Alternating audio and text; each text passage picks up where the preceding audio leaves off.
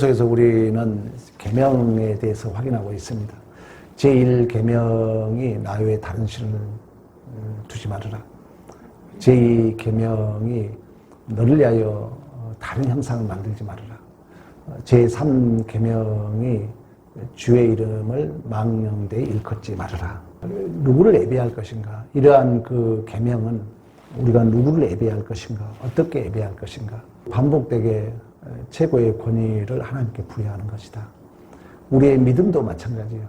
하박국이 고백했던 것처럼 무화과나무에 소출이 없고 외양간에 소가 없을지라도 여호와로 말미암아 즐거워하고 여호와로 말미암아 기뻐하리로 하다고 고백했던 것처럼 하나님께 최고의 권위를 둔다는 게 참 어렵죠.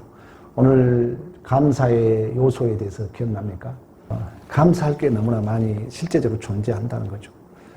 그리고 그 감사의 요소는 내가 만들어낸 게 아니라는 거예요. 외부에서 왔다는 거예요. 성경을 조금만 생각해보면 하나님이 우리를 흙으로 창조했잖아요. 무에서 유를 창조했잖아요. 그러면 내가 무엇을 알고 있다면, 내가 무엇을 소유했다면 외부에서 왔다는 거죠. 그게 믿음이에요. 그래서 가인과 하벨의 차이는 뭐 농산물을 드렸다, 어린 양을 드렸다 이게 중요한 게 아니라 믿음이에요, 믿음. 가인은 믿음이 없었어요. 자기를 근거했어요. 화난 거죠. 기분 상한 거죠. 자기를 근거해야 되니까 외부에서 왔다는 게 믿어지지 않으니까 자기가 자기 성을 쌓아야 되잖아요. 그래서 아픔과 상처 속에 사람을 죽인 것입니다. 아벨은 이름에서 설명하고 있는 것처럼 히브리서에 가면 아벨은 믿음으로 제사를 드렸다고 그래요. 믿음이라는 것은 모든 게 하나님께서 왔다는 거예요. 외부에서 왔다는 거예요. 믿음이에요. 그래서 그 이름이 상징하고 있는 거죠. 하벨. 나는 아무것도 아닙니다. 나는 헛된 자입니다. 그게 진정한 첫 열매죠. 왜 우리는 죽어야 할 자들이 진정한 어린 양의 피로 내가 다시금 첫 열매가 되었기 때문에 모든 게 은혜라는 거죠. 근데 이 믿음을 갖기가 참 쉽지 않죠. 왜 그냥 우리는 아담의 후손이기 때문에. 이 믿음의 완성은 이제 내가 완전히 없음의 자리, 죽음으로 완료되는데 우리 주님이 나를 따르고도 날마다 자기를 부인하고 자기 십자가를 지고 나를 쫓으라게 되는데 이게 쉽지 않아요. 그래서 하나님은 또다시 안타깝게도 우리의 죄를 폭로시켜요. 오늘 또 내가 실수했구나. 오늘 또 내가 오바했구나. 아직도 내 안에 이런 죄의 잔재가 남아있구나. 아직도 나는 하찮은 자존심과 욕심 때문에 하나님의 말씀에 거역하고 있구나. 이것이 자각되는데 문제는 뭐냐? 말씀을 듣는 자만이 돌아온다는 거예요. 왜? 성령이 조명, 자각, 개혁, 리폼도 돌아오게 하거든요. 근데 이 성령은 말씀과 역사하기 때문에 말씀을 듣지 않는 자는 자기 잘못을 모른다는 거예요. 그 자기 잘못을 모르면 모든 핑계가 상대에게 갑니다. 너 때문에. 그게 또 가인의 삶이에요. 아픔과 상처. 그래서 사람을 죽였고 청년을 죽였다 그러잖아요. 젊은 사람까지 죽였다는 거예요. 그러나 우리는 이 계명을 통해서 아벨의 삶. 왜? 계명은 선악과의 전제에 주기 때문에 우리는 타락 후에 계명을 줬기 때문에 이 계명은 지키라고도 줬지만 너는 지킬 수 없다는 너의 비참을 너의 본토 흙을 가려고 말씀했던 것처럼 나의 비참을 내가 자각하고 예수를 붙드는 데 의미가 있기 때문에 그래서 이 계명을 통해서 우리는 진실로 내가 누구에게 예배할 것인가 어떻게 예배할 것인가 하나님 이름을 어떻게 사용할 것인가 예배할 때 어떤 태도를 취해야 할 것인가를 우리에게 말씀해 주고 있다는 것입니다. 그러면서 지난주에 이런 얘기를 했어요. 하나님의 이름을 망령되이 이끌지 말아라. 망령대라는 것은 우리 옛날 우리 황씨 집안이 장수 집안이거든요. 우리 할아버지가 96세 살았어요. 죄송하게 이런 얘기 합니다만 노망했다. 이런 얘기 어른들한테 썼잖아요. 그게 이제 의학적인 용어는 치매인데 이걸 모르니까 옛날에는 치매라는 의학적 장르를 못 쓰고 이제 노망했다 그랬어요. 그러니까 하나님의 이름을 망령된다는 말이 그 말이에요. 왔다 갔다 한다는 거예요. 이랬다 저랬다 한다는 거예요. 이게 바로 하나님의 이름을 망령되이 일컫는다. 이 말과 언어적으로 동일한 얘기입니다. 그러니까 나이가 많아서 정신이 없는 걸, 이걸 소위 망령됐다와 동일한 해석이라는 거죠. 그러면 이 망령되다는 그 속에는 세 가지 뜻이 있다 했어요. 우리 지난주 거 다시 지금 예습하는 것입니다. 여호와 이름을 망령되이 일컫지 말라는 얘기는 나이가 먹어서 이 정신이 없는 거, 다시 말하면 왔다 갔다 하는 거, 이게 망령된다는 뜻이 포함되어 있는데 여기에 구체적으로 세 가지 의미가 있는데 첫째는 헛되게, 우상은 없는 건데 헛되게 하는 것처럼 하나님의 이름을 헛되게 부르지 말라는 거예요. 하나님의 이름을. 그러니까 하나님의 이름이 여러분들이 하나님을 딱 부를 때 그 이름이 그냥 그 하찮은 우상에게 부르는 식으로 헛되게 부르지 말라는 것입니다. 두 번째는 거짓되게. 거짓은 뭐라 했어요? 거짓도 마찬가지입니다. 우리가 거짓말 안 할 수가 없죠. 그런데 하나님의 편을 드는 것은 하나님의 국률이 여겨져요. 교를 위해서, 하나님의 편을 위해서.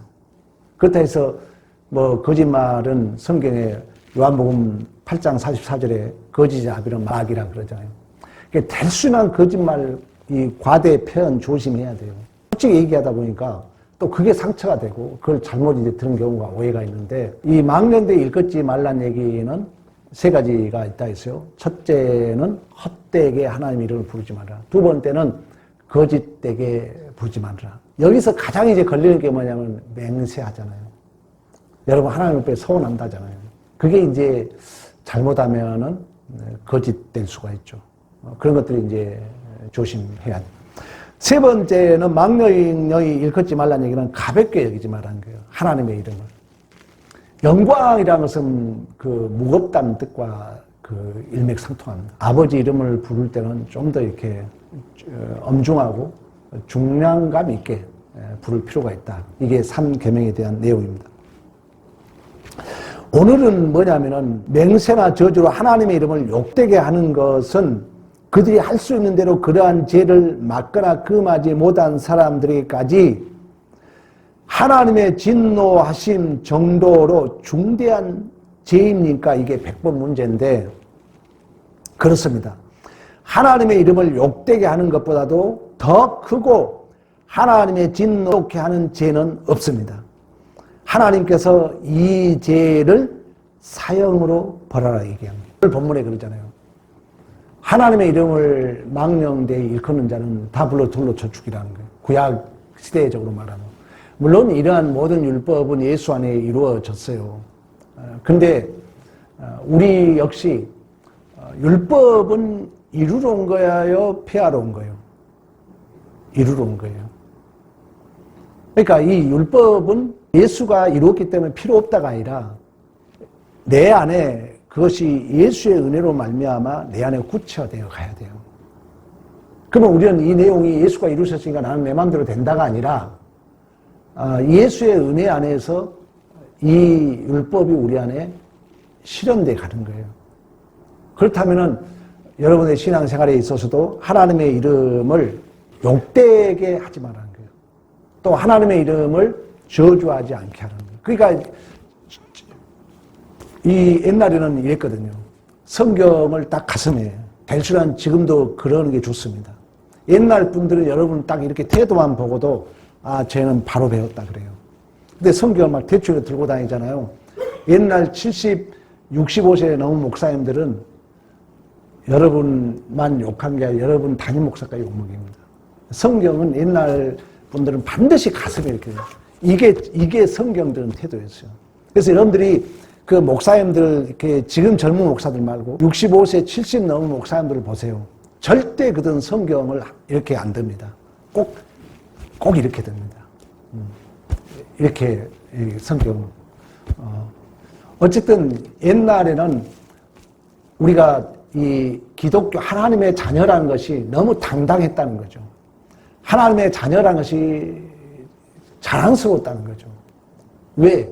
그때는 병원이 없었고 먹을 것이 없었기 때문에 아프면 기도받으러 왔거든요. 먹을 거 없으면 초코파이 하나로 교회 와서 얻어 먹었거든요.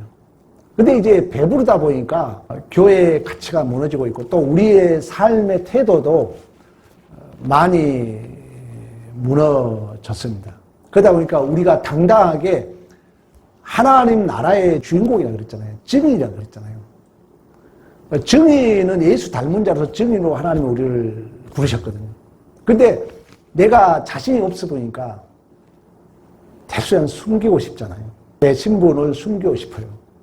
그러나 세상 사람들은 알기 때문에 어쨌든 이 100번 문제에 있어서는 하나님의 이름을 욕되게 하지 말라는 거예요. 하나님의 이름을 저주하지 말라는 거예요.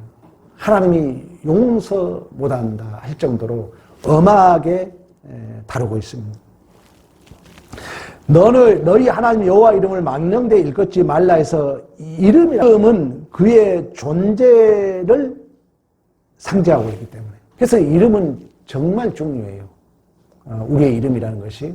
당시의 히브리 개념으로 말하면 그 이름은 존재를 증명하고 있기 때문에 그 이름을 통해서 하나님을 욕되게 하지 말라는 거예요. 왜? 그 이름은 하나님 존재를 얘기하고 있기 때문에. 그렇다면 이런 걸 안다면 우리의 신앙생활이 좀 더 조심스러워질 수밖에 없는 거죠. 왜 그러냐면 이름은 자기 자신을 나타내기 때문에. 그 이름을 처음 이제 얘기할 때가 이스라엘 백성들이 출애굽을 합니다. 그때 모세가 애굽 바로 왕에서 40년. 그리고 이제 그 히브리인과 이집트인과 싸워서 죽인 살인사건의 폭로됨으로 이제 광야로 도망가잖아요. 그래서 이제 80세에 하나님의 부름을 받습니다. 부름을 받아가지고 내가 저들의 우고와 질고를 보고 듣고 알고 있다. 너 가서 그들을 출애굽시키라 그래요.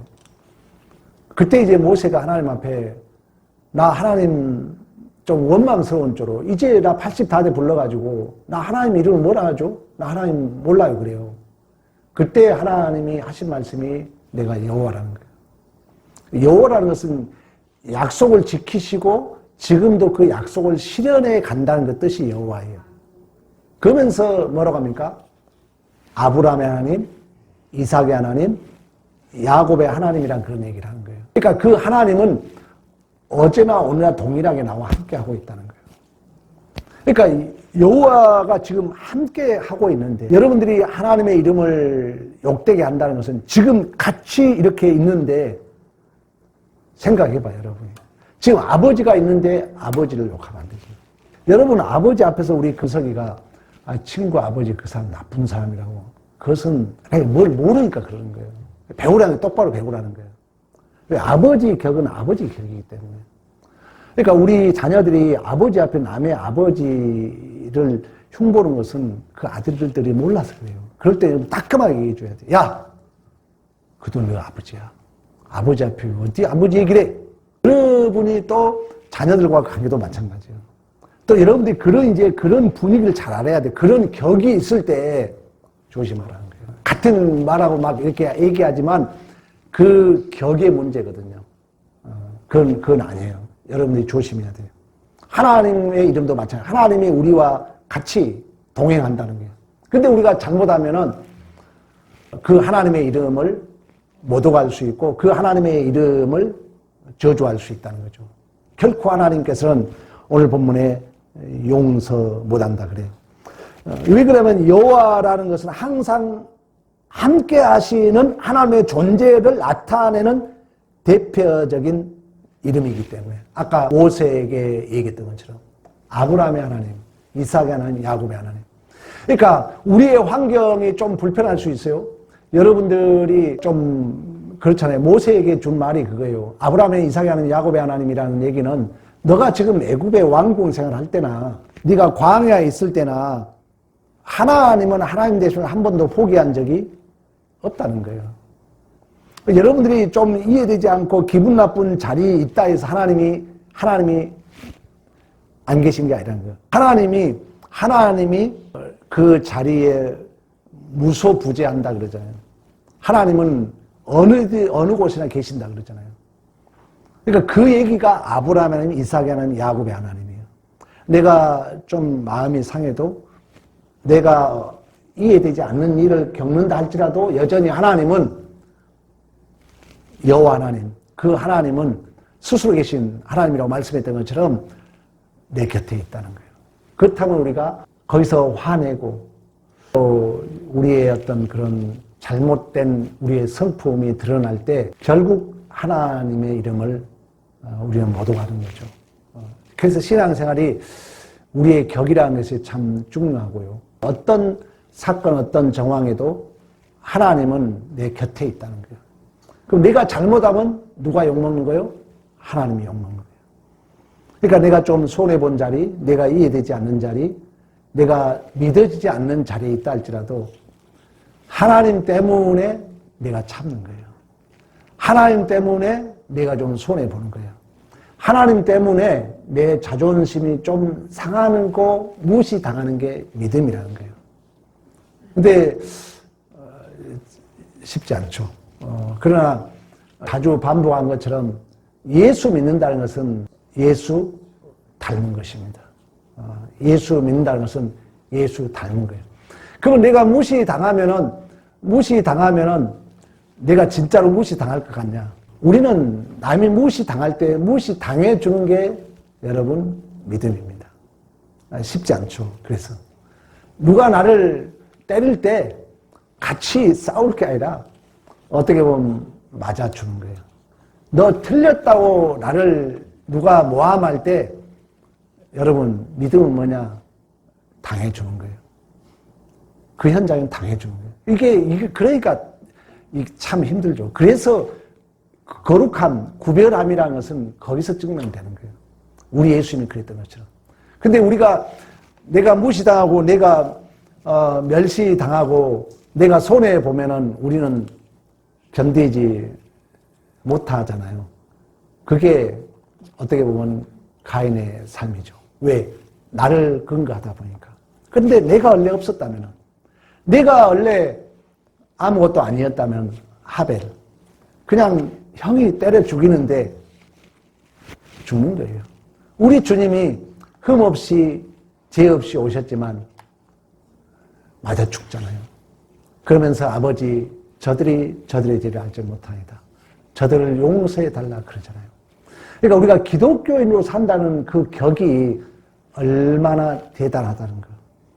우리가 조금씩 이렇게 생각하면서 살아야 돼요.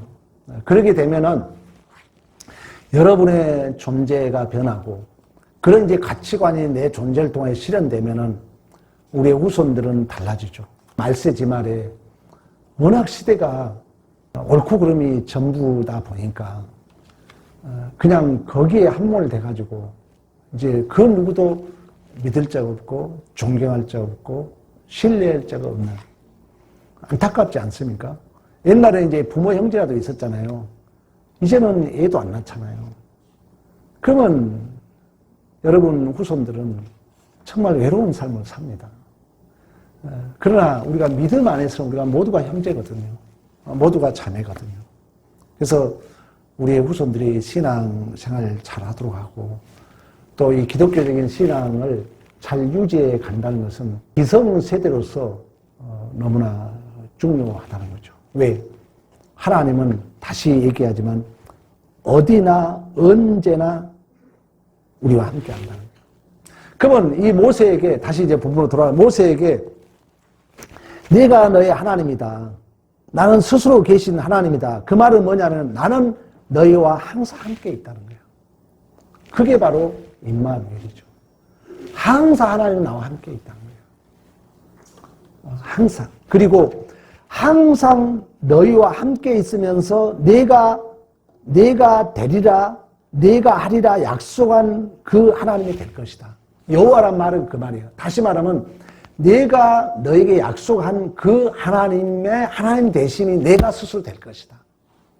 내가 너를 복을 주고 너를 약속했던 가나안 땅으로 이끌어 가겠다고 약속한 그 하나님이 내가 그 하나님이 될 것이다.